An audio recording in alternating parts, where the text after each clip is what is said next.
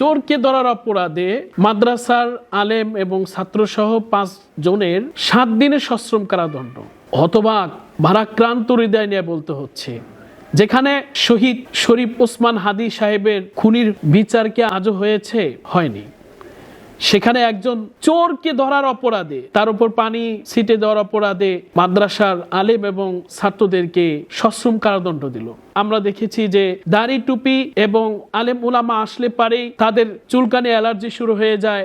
Media সহ প্রশাসনও এমন ভাবে উচ্ছ্বাসের সাথে উলামায়ে কেরামের বিরুদ্ধে লেগে যায়, এটা অত্যন্ত আশ্চর্য এবং কষ্ট লাগে। একটা চোরকে, চোরের যে শাস্তি সেটা না দিয়ে বরং উল্টা চোরকে কেন ধরলো, কেন পানি ডাললো, এটার জন্য তাদেরকে আইনে সাজা দেওয়া হলো। এর আগে আমরা দেখেছি যে শাহবাগ চত্বরে অস্ত্র হাতে আটক হওয়ার পরে সেখানে খেলনা পিস্তল বলে তাকে ছেড়ে দেওয়া হলো। অথচ এর আগে আমরা দেখেছি খেলনা পিস্তল নিয়ে আমাদের দাড়ি টুপি পরা এক ভাই খেলনা পিস্তল নিয়ে এসেছে, তাকে কারাদণ্ড দেওয়া হয়েছে। আসলে এই বৈষম্য আর কতদিন চলবে? এইভাবে উলামায়ে কেরামদেরকে আর কত জুলুম নিপীড়ন করে তাদের কণ্ঠরোধ করা হবে? 24 পরবর্তী বৈষম্য আমরা মানি না, মানতে চাই না।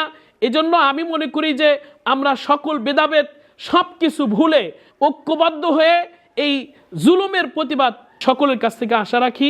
আল্লাহ তাআলা যেন আমাকে, আমাদের সকলকে ঐক্যবদ্ধভাবে দ্বীন ও ইসলাম প্রতিষ্ঠার লক্ষ্যে কাজ করার তৌফিক দান করেন।